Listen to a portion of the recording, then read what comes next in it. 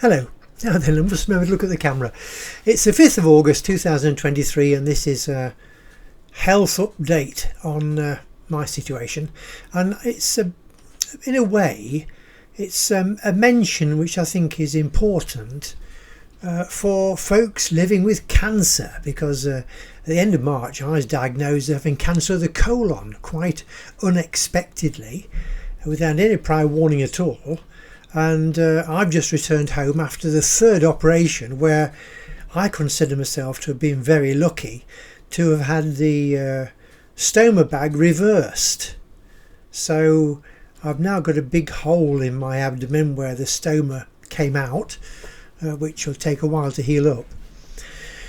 Banned from doing anything in the garden, even pushing a vacuum cleaner for a few weeks. So folks, this place is going to get a bit dusty. Anyway, I don't know how folks can cope with having to live with a stoma bag permanently, because I lived with one for 4 months. You get used to it. I must admit, you do get used to it, but it does control your life somewhat.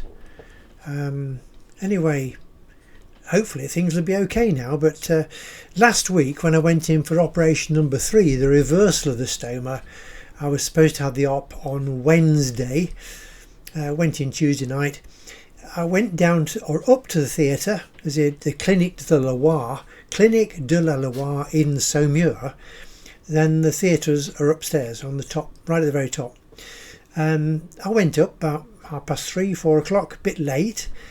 Got transferred to the table, which is a bit hard, and I lay there for an hour and a half. Anyway, eventually the staff came through and said, "Look, we're sorry, but the surgeons decided that they've just had an emergency case in which has taken hours and hours, and yours is going to take a couple of hours, and we're calling it a day, so we're going to do you tomorrow." So there we were. I was back to my room.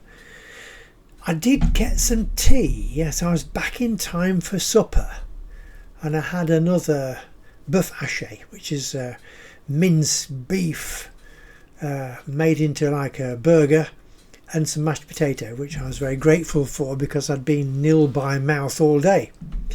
So Thursday came along, and the surgeon came to see me in the morning because he doesn't normally operate on a Thursday.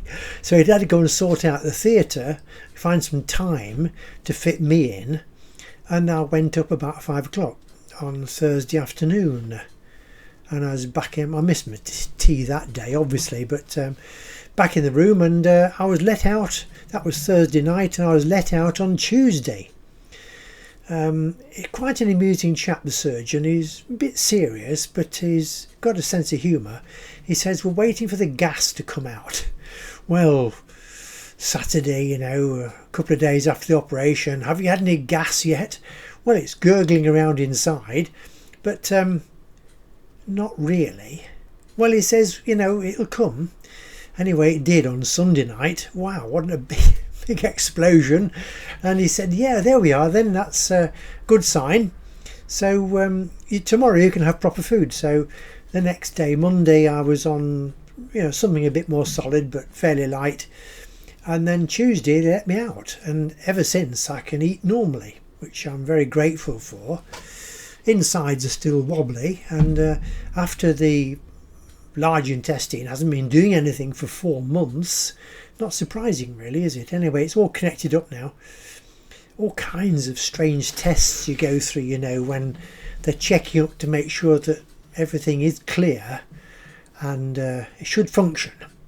But it's an experience, and those folks that are, as I say, having to live with a stoma permanently, then by golly, they are certainly brave people, because I would find it difficult.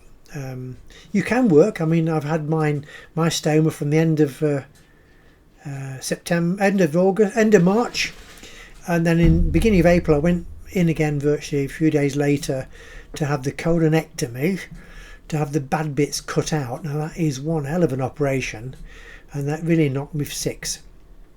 Took a bit of getting over that one. Leaves you an enormous scar, You really ought to show folks this enormous scar. It's over 1 foot long. So there we are, hopefully eating everything I fancy. I'm hoping to go and get myself an ice cream cornet in a minute or two and enjoy that. So there we are. We'll continue with the videos, and we're going to start with Keith's garage again with the motorcycle as soon as I can just kneel down easily and not be silly. You know, this wound in the middle has got to start healing up, and then I should be okay. So we're back to normal in 2 or 3 weeks. So bear with me, and there we are, just a little update to